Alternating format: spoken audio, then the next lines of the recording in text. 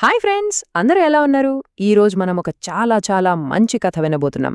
ఈ కథ మనకు ఒక ముఖ్యమైన విషయం నేర్పుతుందన్నమాట. ఆ కథ పేరేంటో తెలుసా? పనే దైవం. ఇంకెందుకు ఆలస్యం, పదండి కథలోకి వెళ్ళిపోదాం. సరే, ఇప్పుడు చెప్పండి. వేసవికాలమంతా మ్యాంగోస్ తింటూ, ఐస్ క్రీమ్స్ తింటూ, ఫుల్గా ఆడుకున్నాక ఆ తర్వాత ఏ సీజన్ వస్తుంది? ఆలోచించండి, ఆలోచించండి.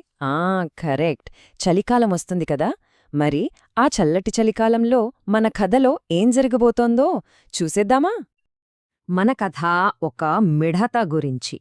పాపం, దానికి కడుపులో ఎలుకలు పరిగెడుతున్నాయంట. అంత ఆకలిగా ఉందన్నమాట. అదొక చలికాలం రోజు. బయట చూస్తేనేమో మంచి ఎండ, కాని గాలి మాత్రం భలే చల్లగా వీస్తోంది.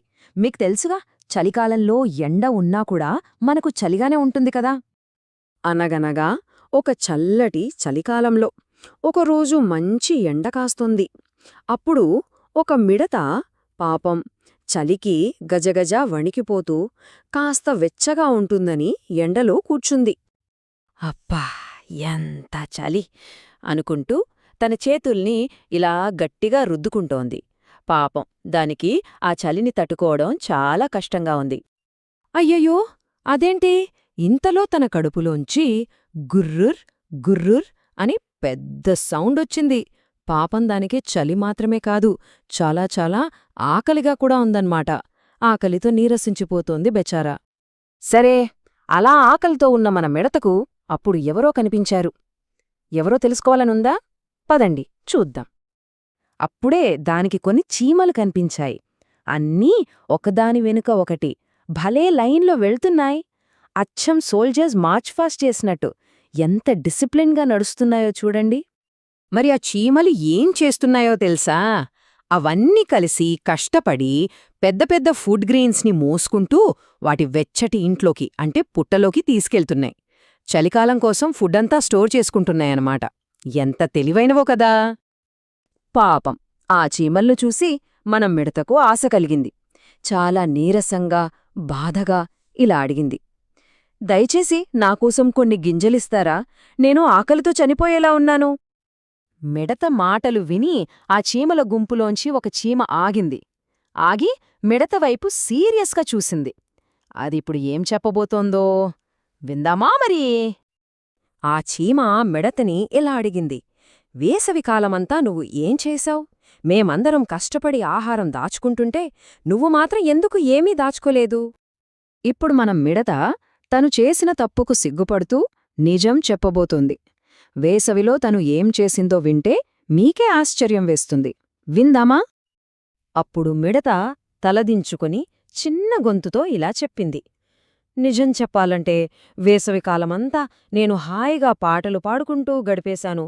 అందుకే ఏమీ దాచుకోలేకపోయాను.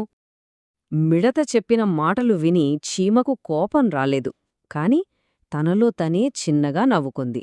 ఎందుకంటే అదిప్పుడొక మంచి పాఠం చెప్పబోతోంది. అప్పుడు ఆ చీమ తెలివిగా నవ్వి ఇలా అంది, ఓహో, వేసవి అంతా పాటలు పాడుతూ గడిపేవా? చాలా మంచిది. అయితే ఈ చలికాలాన్ని డాన్స్ చేస్తూ గడిపే మరి.